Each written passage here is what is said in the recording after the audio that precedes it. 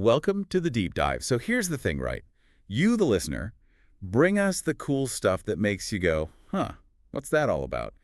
And we go and do the digging for you. Yeah, think of us like those super curious friends who can't resist a good mystery.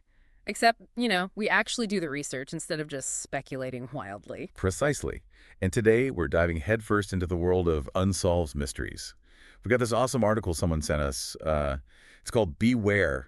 These 50 strangest unsolved mysteries of all time are seriously spooky. Seriously, spooky is right. Plus, we're also pulling some cases from that awesome archived cases unsolved mysteries list. There's like a treasure trove of weirdness in there. And that's what's so cool about this deep dive. We're talking disappearances, murders, events that make you question, like, what even is reality? Like, how do you even begin to solve something when you don't even know what you're looking at? Exactly. And we know you're busy people, right? So we're going to try and give you the juicy bits, those aha moments, without getting bogged down in every single tiny detail. We've cherry-picked some of the most mind-boggling cases that'll make you go, whoa, hold on a second. Okay, so buckle up, because we're about to take you on a wild ride through some of the most fascinating unsolved mysteries out there. We're talking everything from coded messages on dead bodies to hijackers who vanished into thin air. So if you're ready to have your mind blown wide open, then let's do this thing. All right, let's start with a case that's just plain bizarre, even for the world of unsolved mysteries. Picture this, right? A beach in Australia, 1948. And on this beach, they find a guy dressed to the nines like he's going to a fancy dinner or something. Right, totally out of place. And here's the kicker, they couldn't identify him. Not a single clue on who this guy was. And get this, every single tag on his clothes, gone. Like someone meticulously removed them, which, it's kind of creepy if you think about it. Yeah, that's not your everyday beach bum behavior. Makes you wonder if he wanted to remain unknown. But why? And how? I mean, someone must have known him, right? Right, and it gets weirder. The initial thought was, okay, maybe poison, right? But the autopsy, it shows no trace of any known poisons. So either it was something super rare and undetectable back then, Or something else entirely. It's like the method itself is part of the mystery. fast forward a few months, they find this tiny scrap of paper tucked away in a hidden pocket in his trousers. It's got 2 words on it. Tamam shud. Turns out it means it is finished. And it's a phrase from this, super obscure poetry book, The Rubaiyat of Omar Khayyam. So you've got this dead guy, no ID, and a cryptic note from a poetry book. Like, what's the connection? Is it a clue, a last message, or just a random coincidence? And then, boom, another twist. Months later, they find a copy of that same book, The Rubaiyat, in a car near the beach. And guess what? The Tamam Shud page. It's ripped out, the exact same piece missing. Okay, now it's getting seriously spooky. So is this the dead guy's book? Was he trying to communicate something? But then why go through all the trouble of removing his tags and hiding his identity? And inside that book, there's a phone number. They trace it to this woman, Jessica Thompson, who lived nearby. She says she doesn't know the Somerton man, but she admits to giving a copy of Rubaiyat to a guy named Alfred Boxall. Okay, so maybe Alfred's our guy. Case closed. Nope, not even close. Turns out, Alfred Boxall is alive and well, and he still has his copy of the book. So who was this Jessica Thompson trying to protect? And why all the secrecy? Plus, there was also what looked like a coded message scribbled in the book. A coded message, like straight out of a spy movie. Talk about adding fuel to the fire. Right. And no one, not even the best code breakers, have been able to crack it. So we're left with this guy, the Somerton man, who's still a complete enigma. No ID, a cryptic note, a mysterious woman, and an unbreakable code. It's like something out of a detective novel. It really makes you realize how much we rely on identification, on knowing who people are. And when that's deliberately taken away, it's like trying to solve a puzzle with half the pieces missing. All right, ready for a complete change of scenery? Let's jump from 1948 to 1971, from a beach in Australia to a Boeing 727 in the skies over America. We're talking about the legend of D.B. Cooper, the guy who pulled off one of the most daring hijackings in history. This is a classic case, right? It's got it all. A mysterious figure, a daring plan, and a disappearance that has baffled investigators for decades. It's the kind of story that just captures the imagination. So this guy, he calls himself Dan Cooper. Well, actually, the media messed up his name, and it ended up as D.B. Cooper, and it just stuck. Anyway, he hijacks this plane, and it's not just a simple take me to Cuba kind of thing. Oh no, this guy was organized, he had a plan, and he was going to see it through. It's almost like he was a professional, like he'd done this before, you know? Yeah. So picture this. He shows the flight attendant what looks like a bomb in his briefcase. Talk about a high-stakes poker game. He then lays out his demands. Very specific. $200,000, all in $20 bills, a knapsack to carry it in, and 4 parachutes. Not 1, not 2, but 4 parachutes. The 4 parachutes thing, that always gets me. It's like, was he planning on taking hostages with him? Did he have an accomplice waiting somewhere?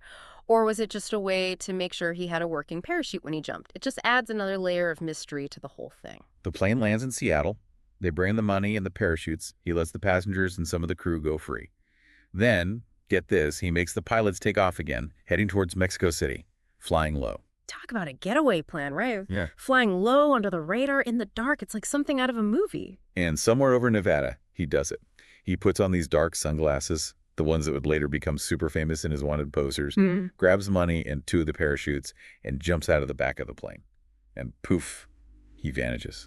Gone. It's mind-blowing, right? This guy, in 1971, manages to hijack a plane, get a huge ransom, and then just disappear without a trace. The FBI, they launched this massive manhunt, but they never found him. Not a single confirmed trace. It's one of those stories that just makes you wonder, did he survive the jump? Did he have help on the ground? Did he live out his days in some tropical paradise, sipping cocktails with a fake name? We may never know. And that's part of what keeps us coming back to these mysteries. We want answers, we want closure, but sometimes the unknown is just too compelling to resist. Okay, let's jump forward a few decades to a case that's a lot more recent, but equally chilling. The death of Elisa Lam in 2013. She was a Canadian tourist visiting Los Angeles, and she was staying at this hotel called the Cecil Hotel. Oh, the Cecil Hotel. That place has got a reputation, right? It's seen its fair share of darkness over the years. Murders, suicides, you name it. It's almost like the building itself is cursed. Yeah, it's one of those places with a really dark history, and that just adds to the creepiness of this whole case. So Elisa Lam, she disappears, and the last anyone sees her is on the hotel's elevator security footage. And let me tell you, that footage is disturbing. I've seen it. It's one of those things that sticks with you, you know? It's not like a horror movie jump scare. It's just unsettling. So unsettling. She's in the elevator, and she's acting really strangely. Like pushing all the buttons, peeking out of the door like she's hiding from someone, making these weird hand gestures. It's almost like she's talking to someone, but there's no one else there. It's like she's trapped in some kind of nightmare, but it's all playing out in this very ordinary setting. And that contrast between the everyday and the utterly bizarre, that's what makes it so creepy. And then, weeks later, her body is found. And where do they find her? In a water tank on the roof of the hotel. Guests had been complaining about the water pressure and the taste, and when they went to check the tanks, that's where they found her. I mean, how does that even happen? How do you end up in a water tank on a hotel roof? The roof was supposed to be locked and alarmed, so how did she even get up there? Right. And it's not like it's easy to climb into one of those tanks. They're huge, and the lids are heavy. So how did she get in there, and how did the lid get closed? It's just baffling. The toxicology report, it showed no drugs or alcohol in her system, although she was on medication for bipolar disorder. The autopsy found no signs of trauma, so they ruled it an accidental drowning. But even with that ruling, so many questions remain unanswered. Was she having some kind of episode? Was someone else involved? Did she wander up there on her own and somehow fall in? We may never know for sure. And that's the thing about these cases, right? They leave us with more questions than answers. They challenge our understanding of what's possible and what's real. And sometimes that ambiguity is what makes them so terrifying. Okay, so ready for another trip back in time. This one takes us to Germany in 1922, to a remote farm called Hinterkaifeck. In this case, it's got this dark, almost fairy tale-like quality to it, like a Grimm's fairy tale gone horribly wrong. This one's straight up chilling. It's a kind of story that makes you check the locks twice before going to bed. Imagine this. 6 members of a family brutally murdered with a pickaxe on their isolated farm. Yeah, brutal. And to make things even creepier, evidence suggests that the killer, or killers, they actually hung around the farm for days after the murders. I know, right? Like they were just living there, going about their day as if nothing had happened. It's that cold-bloodedness that really gets to me. It sends shivers down your spine, doesn't it? Totally. And get this. There were some seriously weird things happening at that farm even before the murders. The family's previous maid had quit because she was convinced the house was haunted. She kept hearing footsteps in the attic and, disembodied voices. A haunted farmhouse? I mean, talk about setting the stage for a horror movie. It's like something straight out of a Gothic novel. Yeah, and it gets even creepier. The family themselves, they started noticing strange stuff too. Unexplained noises, keys going missing, a newspaper that didn't belong to them just appearing in the house, signs of someone trying to break into the tool shed, and these weird footprints in the snow leading to the farm, but none leading away. Footprints leading to but not away. That's like textbook creepy. It's almost like whoever was responsible, they just appeared out of thin air, committed this horrible crime, and then vanished back into the shadows. And that's kind of what happened. Despite a huge investigation, the killer or killers were never found.